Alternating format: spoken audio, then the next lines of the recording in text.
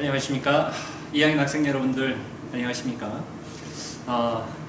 또다시 온라인 수업이 시작이 됐네요.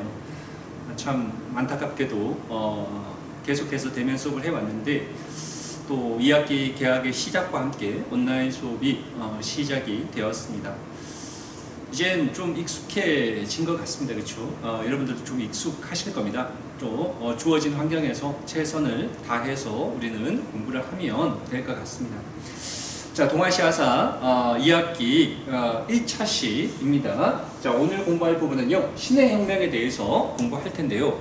중국의 민주주의 혁명으로 순원을 대총통으로 하는 중화민국이라고 하는 민주주의 국가의 첫 시작이 되었던 중국 역사에 있어서는 굉장히 중요한 일대 변혁이 일어난 그러한 사건이 바로 이 신의 혁명이라고 이야기하고 있습니다. 자, 신의 혁명을 보기 이전에요, 의화단 운동 이후에 중국 내에서는, 중국 지식인들 내에서는 혁명파와 입헌파 두 개의 큰 세력으로 양분되어졌었는데요. 혁명파를 가장 대표하는 인물이 바로 우리가 너무나 잘 알고 있던 이 신의 혁명을 이끌었던 바로 순원이었죠. 또 해외 유학생들이요, 해외 유학생들을 중심으로 해서 이 혁명파를 구성했고요. 자, 이 혁명파에서 주장하는 것은요, 청나라 왕조를 타도하자, 청나라 왕조를 타도하자라는 얘기는, 청나라는 만주족이 세운 나라잖아요. 다시 말해서 만주족이 세운 그러한 청나라를 타도하고 한족 중심의 새로운 국가를 수립하자라고 하는 것이 바로 이 혁명파들의 주장이었는데, 이러한 새로운 국가의 형태가 바로 공화정이라는 형태로의 국가를 수립하자라는 겁니다. 공화정이라고 하는 것은 여러분들은 잘 알다시피 왕이 존재하지 않고 국민의 대표에 의해서 이루어지는 그러한 정치이잖아요. 왕조 자체를 부정하는, 그래서 청나라 왕조 자체를 부정하는 그러한 공화정을 수립하자라고 주장했던, 그러니까 굉장히 혁명파 말 그대로 굉장히 과격한, 급격한 변화를 주장하는 그러한 세력들이었구나라는 것을 알 수 있고요. 반면에 입헌파 또는 변법파라고 하는 것은 얘네들은 좀 온건한 그런 성격의 개혁을 주장하는 대표적인 인물 캉유웨이죠. 캉유웨이, 양치차오 등의 한인들의 신사층은 우리가 공부했었습니다. 자, 신사층들을 중심으로 해서 입헌파라는 그러한 입헌파 세력을 형성했는데요. 얘네들은 자, 혁명파에서 주장한 것처럼 청나라 왕조를 타도하자라는 그런 주장보다는요, 청왕조를 그대로 두고 점진적인 개혁을 하가는데, 이 개혁을 하는 것은 어떤 정치체제? 입헌 군주제를 수립하는 가장 이상적인 정치체제로 봤던 거죠. 그러니까 입헌 군주제라는 것은 왕의 존재 자체는 인정하고 왕이 헌법에 따라서 통치가 이루어지는 그런 형태의 정치체제를 가장 이상적인 정치체제로 보았다라는 것을 알 수 있네요. 자, 그래서 의화단 운동 이후에 중국 내에서는 혁명파와 입헌파 세력들이 중심이 되어서 나뉘어져 있었다라는 것을 좀 봐두시면 될 것 같고요.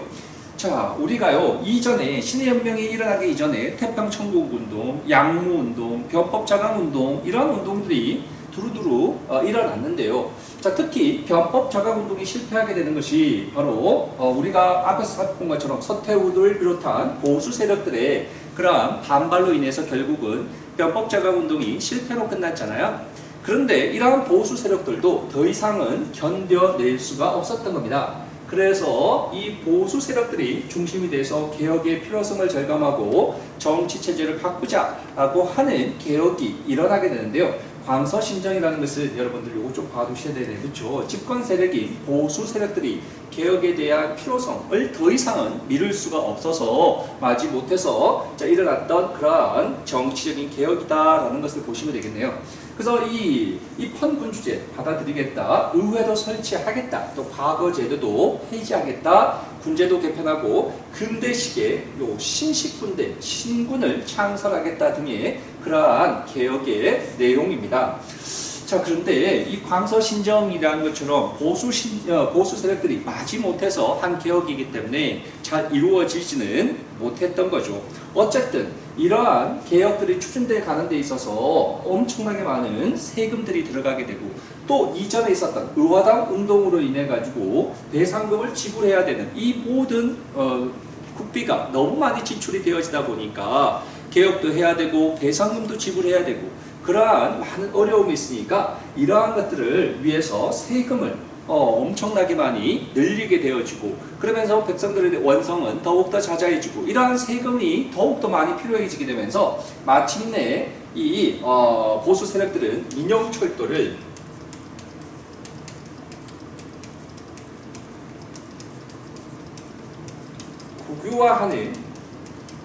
하려고 하는 그러한 조치를 시도하기도 했었다, 이런 얘기인데요. 요거는 좀 봐두셔야 됩니다. 민영철도를 국유화했다. 자, 국유화를 시도했다. 이것이 결국은 봤을 때 우리가 신해혁명이 일어나는 그러한 도화선이 되기도 했었다, 이런 얘기죠.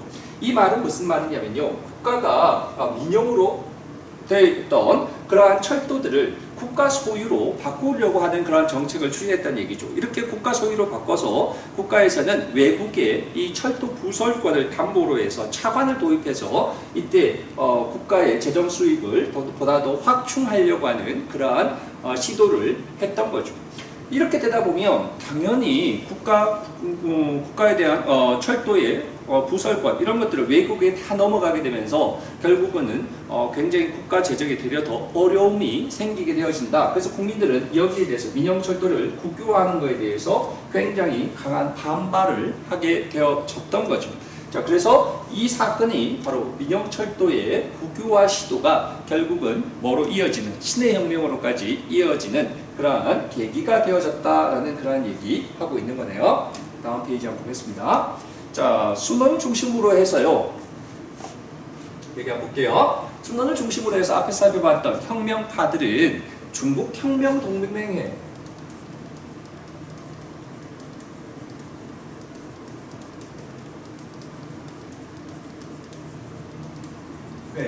라고 하는 조직을 결성하게 되고요. 자, 그리고 이 순원에 이러한 혁명운동의 3대 강령이 있는데요. 그 3대 강령을 우리가 삼민주의라고 이야기합니다. 자, 삼민주의를 강령으로 강력하게 주장을 하게 되어지는 거죠. 앞에서 살펴본 것처럼 순원은요, 청나라에 대해서 반기를 드는 반청 세력이고요. 또 가장 이상적인 정치는 공화정이라고 얘기했고요. 다음에 독립운동의 그러한 투쟁 방법은 바로 무력혁명을 주장했던 건데요. 자, 이때 순원이 주장했던 삼민주의의 세 가지 강령에 대해서 먼저 살펴보면요. 아까도 얘기했었습니다. 한족 중심의 그러한 국가를 새롭게 만들고 만주족을 타도하자. 이 얘기는 곧 청왕조를 타도하자라는 얘기와 동일한 그러한 주장이 되어지겠네요. 그래서 청조를 타도하고 한족 중심의 새로운 국가를 수립하자. 한족 중심의 민족주의를 주장하게 되어졌던 거고요. 반면에 정치적으로는 국민이 백성이 주인이 되는 민권주의를 주장하게 되어지는데요. 정치적으로는 모든 사람이 평등하다라고 하면서 여기에 어떤 가장 이상적인 정치, 무슨 정치요? 왕의 존재를 인정하지 않는 국민의 대표에 의해서 통치가 이루어지는 공화정을 가장 이상적인 국가로 살펴봤고요. 반면에 경제적으로는 국민의 생활을 안정시켜야 한다라고 하는 민생주의를 주장하게 되어지네요. 자, 그래서 민족주의, 민권주의, 민생주의 이 세 가지가 바로 순원이 주장했던 3대 강령 삼민주의였다라는 거 좀 봐주시면 좋을 것 같고요. 다음에 신해혁명의 도화선이 됐던 것은 아까 전에도 선생님이 설명했다시피 청왕조의 민영철도를 국유화하는 국가 재정을 보다 더 확충하기 위해서 시도했던 민영철도의 국유화 조치 때문에 결국은 신해혁명의 도화선이 된다라는 설명을 했었습니다. 자, 여기에 대해서 혁명파, 순원을 중심으로 했던 혁명파 세력들은요, 반대 운동들을 전개했고요. 처음에는 쓰촨을 중심으로 해서 쓰촨 봉기가 일어나게 되어졌고요. 이 쓰촨 봉기가 어디로 이어지냐면요, 우창으로 이어지는데요. 그래서 우창에서 봉기가 일어나는데 이 봉기에 또 누구야? 아까 우리가 살펴봤던 광서신정 때 새롭게 만들었던 신군들이 있었잖아요. 신군들이 여기에 합세하게 되어지면서 우창 신군의 봉기가 일어나게 되고 거기에 더 확대가 되어서 마침내 전국적으로 확산되어지면서 자, 그의 모든 성에서 이에 호응하면서부터 청왕조로부터 독립을 선언하게 되고 여기에서 독립을 선언한 그러한 국가들은요 여기에 자, 숙론을 중심으로 해서 마침내 뭐를 선포하게 된다고요? 중화민국을 수립하게 되어집니다. 자, 요거 좀 봐두실게요. 중국 최초의 무슨 국가요? 공화정 국가인 중화민국이 마침내 수립되어지게 되어진 겁니다. 1912년에 수립되게 되어졌네요. 자, 7개 성의 대표들이 소집되어져서 누구를 대총통, 오늘날로 보자면 임시 대통령 같은 그런 개념이라고 생각하시면 되겠네요. 그죠? 국민의 대표, 임시 대총통으로 누구를요? 혁명파의 대표였던 순원이 추대되어지게 되었습니다. 그러니까 청왕조는 아직까지 멸망한 건 아니죠. 그렇죠? 청왕조가 이러한 급박한 상황에서 이때 화북의 군벌이었던 강력한 군사력을 가지고 있었던 위안스카이를 기용해서 이러한 위급한 상황을 수습하려고 시도를 했습니다. 그럴 때 마침내 순원이요 위안스카이를 몰래 부르는 거죠. 그래서 둘 간의 위안스카이와 순원 사이에서 극적인 대타협이 이루어지는데요. 그 타협의 내용을 보면요. 이 순원이요 임시 대총통의 자리를 누구에게 넘겨주는 겁니까? 위안스카이에게 넘겨주는 대신에 위안스카이의 그런 군사력을 바탕으로 해서 청왕조를 멸망시킬 것을 요구하게 되어집니다.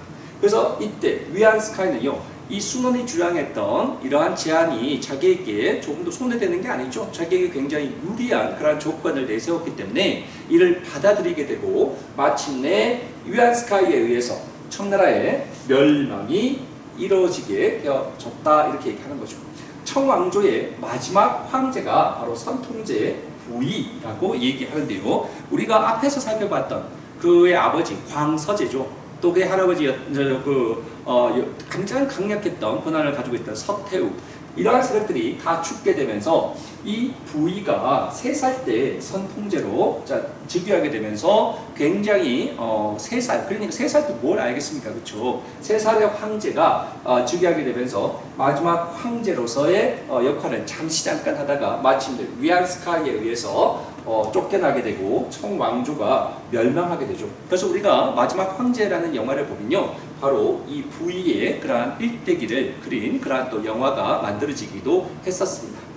자, 그래서 마침내 신의 혁명이요 성공하게 되어졌죠. 청나라 왕조가 멸망하면서 중국 역사에서 2000년 동안 계속해서 유지되어지던 그런 전제정치, 황제 중심의 전제정치가 이제는 무너지고요. 이제는 국민의 대표에 의해서 국민의 직접 뽑은 그런 대표에 의해서 이루어지는 공화정 정치체제로 넘어가게 되는 큰 역사의 변화가 일어나는 사건이 바로 신의 혁명이었던 겁니다.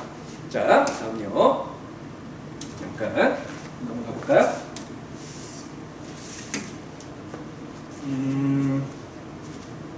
자, 다음이요. 위안스카이의 독재정치. 그래서 아까 살펴본 것처럼 누가요? 순원이 위안스카이에게 임시 대총통의 자리를 넘겨줬잖아요. 그런데 이 위안스카이는 거기에 만족하지 않고 자신이 황제와 같은 굉장히 강력한 그러한 독재 정치를 추진하게 되고 자신이 황제가 되려는 그러한 시도를 하게 되어집니다. 그러나 이 위안스카이의 그러한 야망은요 마침내 병사하게 됩니다. 얼마 지나지 않아서요. 1916년에 병사하게 되면서 마침내 그의 황제가 되려는 그러한 야욕, 꿈은 수포로 돌아가게 되어진다는 얘기죠. 강력했던 독재 정치를 폈던 위안스카이가 사라지다 보니까 그 아래에 있던 짜잘한 군벌들이요 서로 그 권력을 나누어서 차지하게 되면서 또 한 번의 중국에 굉장히 혼란스러운 시대가 도래되어지는데 그 시대가 바로 우리가 이렇게 얘기하죠. 군벌시대다라는 얘기를 하는데요. 이 군벌시대에 군벌이 난립하게 되는 그런 시대다라고 얘기합니다. 신의 혁명 이후에 혁명 중에 외몽골 지역이 독립을 선언하게 되고요.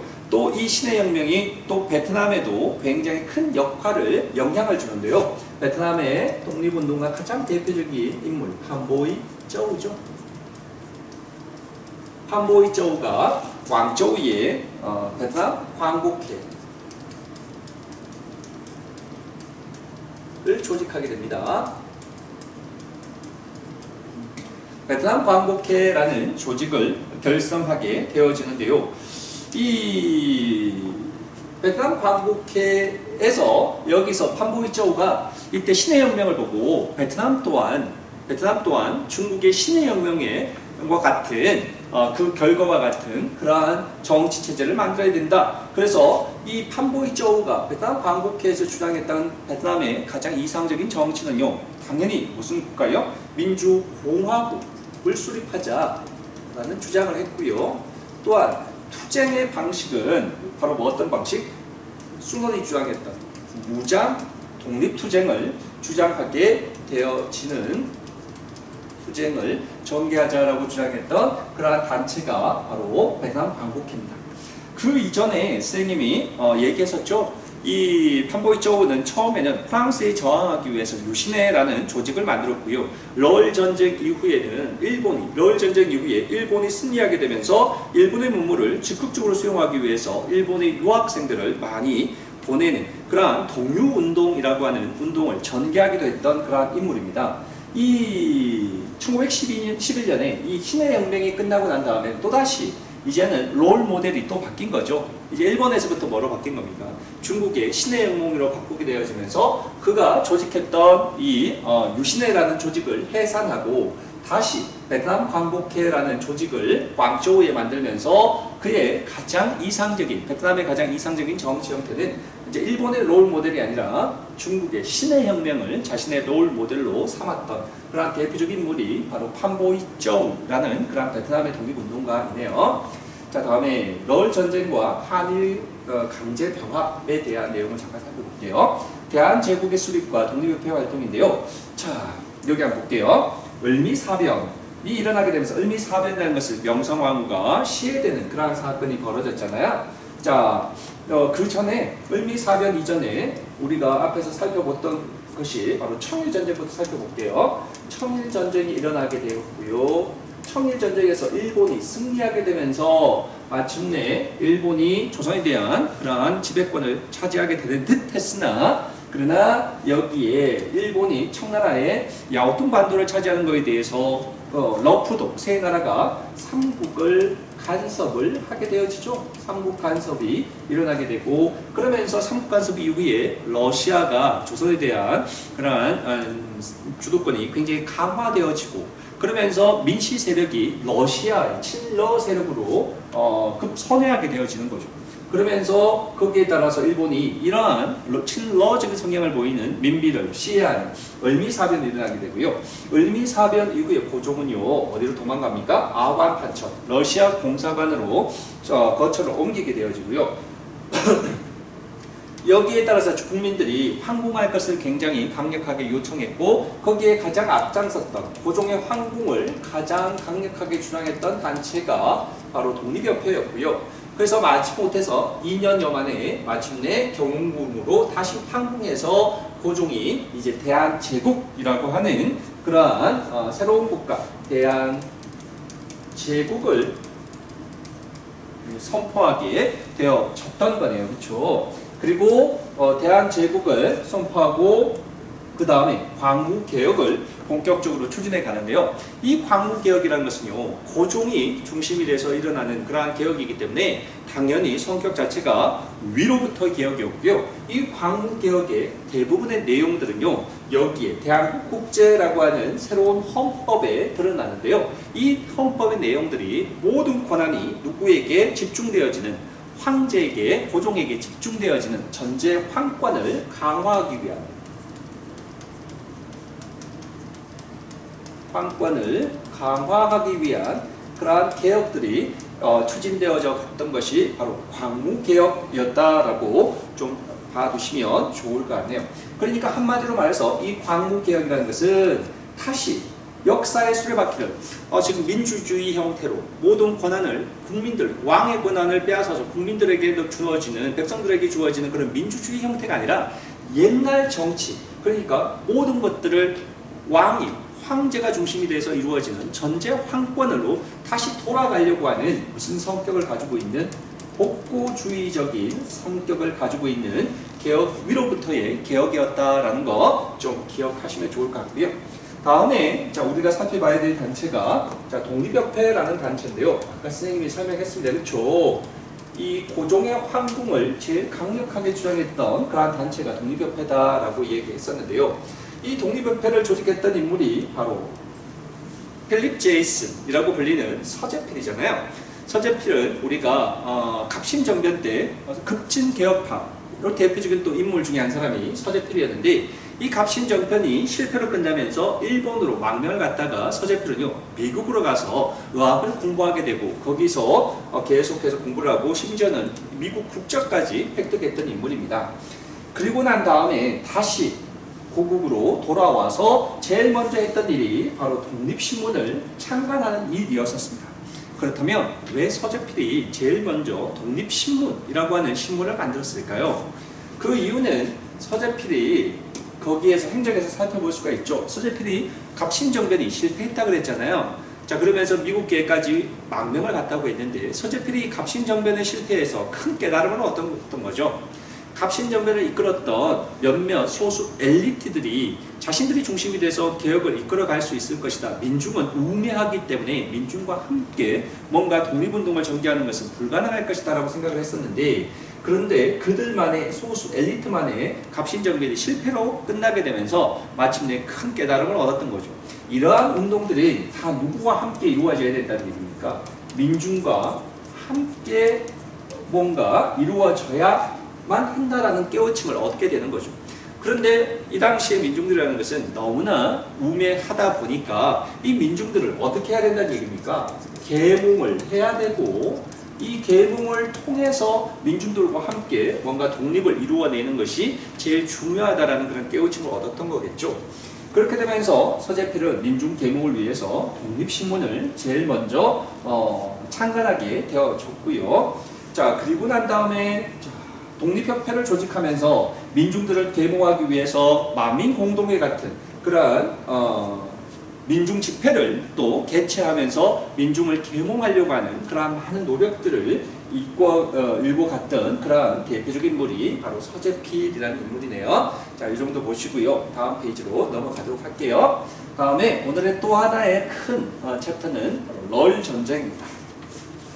럴 전쟁은요, 1904년에 일본의 선제 공격에 의해서 이루어졌던 전쟁인데요. 일본 같은 경우에는 우리가 그 전에 살펴봤던 것처럼 삼국 간섭이 있었잖아요.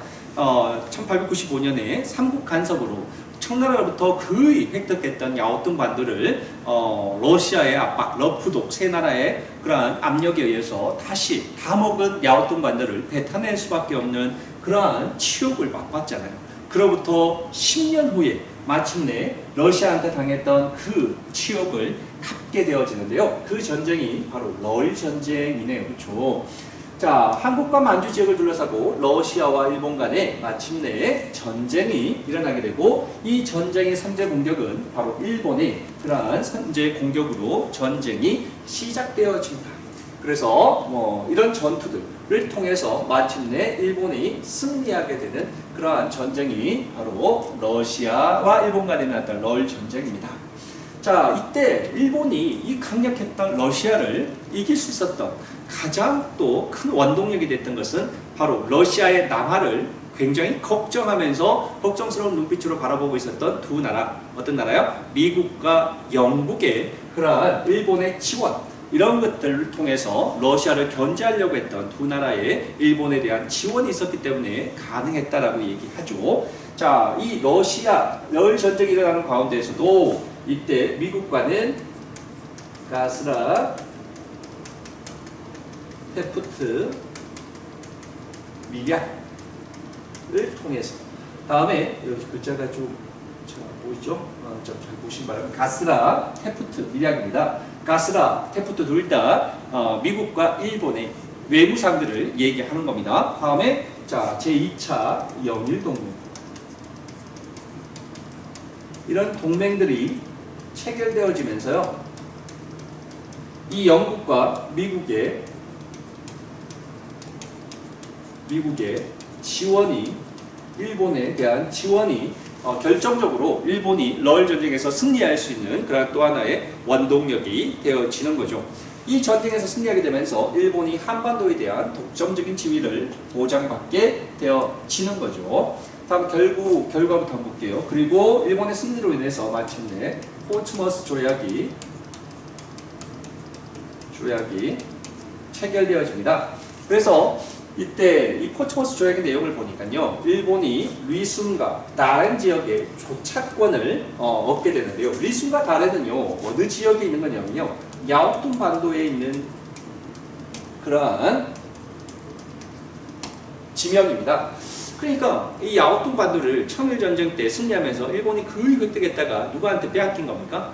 러시아한테 빼앗겼다가 러일 전쟁 때 또다시 리순과 다렌을 되찾게 야오뚱 반도 지역에 대한 조차권을 다시 찾게 되는 거죠. 조차라는 얘기는요, 빌린다라는 얘기인데요. 말이 좋아 빌리는 거지 이것은 빼앗는 거죠. 빼앗아서 어느 기간 동안에 일본이 마음대로 이 지역에 대한 지배권을 행사하겠다라는 그런 의도인 겁니다. 다음에 창춘 이남에 대한 철도에 대한 부설권이죠. 이것을 또 다른 말로는 남만주 철도 부설권이라고 얘기합니다. 남만주 철도 부설권을 또 획득하게 되어지고요. 자, 그리고 또 북위 50도 이남의 사할린 지역을 차지하게 되는데요. 이 사할린 지역은요, 뭘요? 배상금을 여기는 포츠머스 조약에는 없습니다. 배상금을 대신해서 이 어느 지역이에요? 이 사할린 땅을 일본이 차지하게 되어진대요. 잠깐만 뒤로 지도를 잠깐 보겠습니다. 자, 선생님이 지도 하나를 가져왔는데요. 여기가 야오뚱 반도이거든요. 야오뚱 반도고 여기가 리순과 다렌이 바로 야오뚱 반도의 맨 끝자락에 위치하고 있죠. 러시아가 이때 삼국가습 이후에 차지하고 있던 이 리순과 다렌을 포츠머스 조약 러일 전쟁 이후에 다시 일본이 빼앗게 되어진다라는 걸 좀 봐두시고요. 다음에 일본 위쪽에 보니까요, 여기가 사할린이거든요. 사할린 북위 30도 이남의 사할린에 대한 지배권을 또 일본이 가지게 되어진다라는 그러한 내용이 바로 포츠머스 조약의 내용이다라는 걸 좀 봐두시면 좋을 것 같습니다. 이 러일 전쟁의 결과 일본은 군수산업이 더욱더 발전하게 되고요. 중국은 입헌파와 공화파 이렇게 분화되어지는 과정을 겪게 되고, 한국 같은 경우에는 이 러일 전쟁에서 포츠머스 조약으로 인해서 일본이 조선에 대한 지배권을 획득하게 되어지면서 마침내 을사조약이 체결되어지고, 자, 이 독립운동 방식이 애국 개몽운동과 의병운동으로 분화되어지는 그런 또 계기가 되게 되고요. 베트남 같은 경우에는 설명했었죠. 러일 전쟁 이후에 일본을 본받기 위해 가지고 일본의 젊은이들을 어디로? 미안합니다. 베트남의 젊은이들을 일본으로 유학 보내기 위한 동료운동이 전개되기도 했다라고 이야기했었습니다. 그렇죠? 자, 동료운동은 아까 판보이죠 얘기하면서 선생님이 설명했으니까요. 자, 요거 동료운동을 전개했다라는 거 좀 봐주시고, 그러다가 이 판보이죠우죠? 베트남의 판보이죠우가 동료운동을 전개하다가 그러다가 마침내 신해혁명 이후에는 생각이 좀 달라져서 롤 모델을 일본에서부터 뭐로 바꿨다고 했습니까? 중화민국으로 바꾸게 되면서 이제 베트남 광복회라는 그런 조직을 만들기도 했다라는 그런 설명을 했었습니다. 자, 다음 페이지 넘어가겠습니다. 이거 봤고요. 다음에요. 우리 만주를 둘러싼 러시아, 일본, 청나라의 이해관계가 조정되어지는 러일 전쟁 이후의 그 얘기입니다. 자, 요거는요, 베이징 조약이라는 것은 요겁니다. 앞에서 살펴봤던 무슨 조약이요? 포츠머스 조약의 내용을 청나라도 어떻게 하겠다는 얘기입니까? 인정한다라고 하는 그러한 내용의 조약이 베이징 조약이고요. 러시아와 일본 간의 협상이, 또 러시아와 일본이 창춘을 연결해서 북만주와 남만주를 각각 세력의 범위로 결정한다라는 그러한 협상이 이루어졌고요. 다음에 요건 좀 봐두셔야 될 것 같습니다. 그렇죠? 간도협약인데요.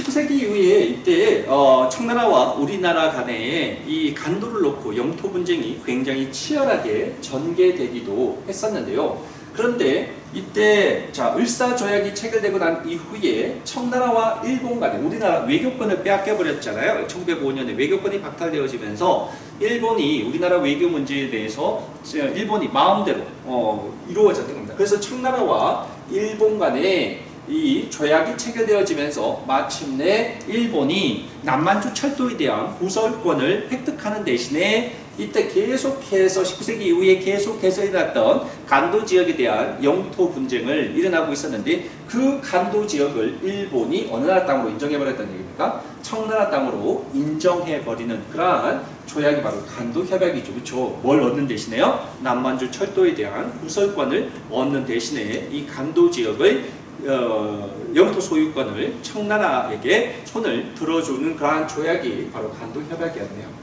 자, 그리고 우리가 살펴봤던 1905년에 을사조약이 체결되고 난 다음에 자, 점차적으로 외교권이 박탈되어지고 야금야금 우리나라의 그러한 국권이 상실되어지고 마침내 1910년이 되면요. 주권마저 잃게 되어지는 마침내 한일평화조약이 1910년에 체결되어지면서 우리나라는 일본의 식민지로 전락하게 되어지는 그러한 비극이 일어나는 해이죠. 1910년에요. 자, 여기까지 우리 오늘 신의 혁명과 러을 전쟁에 대해서 내용을 간단히 살펴봤는데요. 또 스님도 온라인 수업을 안 하다가 또 다시 시작하다 보니까 좀 약간은 또 준비를 해야 되는 그러한 게 좀 있네요. 다음 시간에 좀 더 많은 것들을 준비해서 여러분들하고 의미 있는, 재미있는 그러한 시간을 될 수 있도록 준비하도록 하겠습니다. 다음 시간에 뵙겠습니다. 수고하셨습니다.